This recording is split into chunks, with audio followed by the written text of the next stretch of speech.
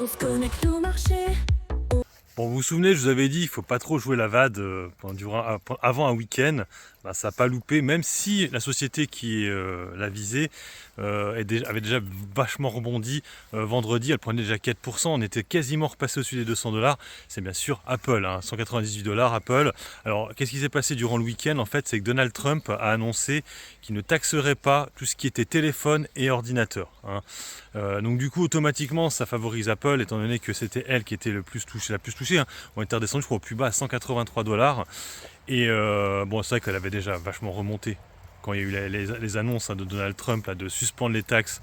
Mais c'était les taxes plutôt européennes et compagnie, pas l'Asie. Il faut savoir que les téléphones et ordinateurs sont beaucoup produits en Chine, mais aussi en Inde. Et Apple avait même, avant que se mettent en place les droits de douane, avait récupéré énormément de matos, hein, de téléphones et d'ordinateurs par avion, parce qu'ils ne voulaient pas avoir les droits de douane, hein. Donc après, je pense qu'ils ont dû négocier avec Donald Trump, et Donald Trump a dit, bon ok, je comprends, et du coup, il suspend pour tout ce qui est téléphone et ordinateur portable. Il aurait pu faire aussi pour les voitures Tesla, mais non, visiblement non. Il veut vraiment, hein, les faire chier là. En tout cas, en plus, c'est le Musk, hein. Bon, bref, on laisse sur Apple. Donc, Apple, bon, déjà, était bien remontée vendredi. Elle va certainement encore bien remonter lundi, hein, vu que la news n'était pas pricée encore. Apple reste un très beau dossier, hein. On le sait, Warren Buffett a beaucoup allégé Apple, mais ça reste magnifique. Je me rappelle l'année dernière, il y avait tout le monde qui était négatif sur Apple. À l'époque, on était à 173 $.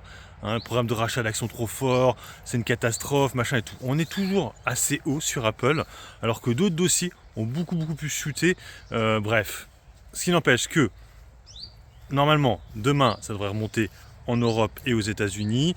Je reviens aussi sur le fait que pas mal de gens parlent de délit d'initié sur Donald Trump, parce qu'effectivement, il avait annoncé un jour avant, oui non, le jour même, qu'il allait suspendre, avant qu'il suspende, il avait marqué c'est le moment d'acheter. Ouais, c'est pas vraiment un délit d'initié de faire ça. Alors oui, effectivement, il donne des informations parce qu'il va annoncer ça, mais après, je crois que au niveau de la loi, c'est pas vraiment la même chose. Rappelez-vous Nancy Pelosi, hein, pareil, hein, elle achetait des actions Nvidia pour après aller du côté de Taïwan. C'est exactement la même chose. La seule différence, c'est que Nancy Pelosi, c'était plutôt quelqu'un de gauche. Les gens, j'ai remarqué, ils se détestent. Ils détestent les gens de droite actuellement, et c'est ça qui est fou, c'est que ces gens-là, c'était ceux qui étaient acheteurs quand Trump a gagné. C'est ça qui est fou. Ils achetaient les US alors que Trump avait gagné, alors que visiblement, sa politique, ça les énerve là actuellement.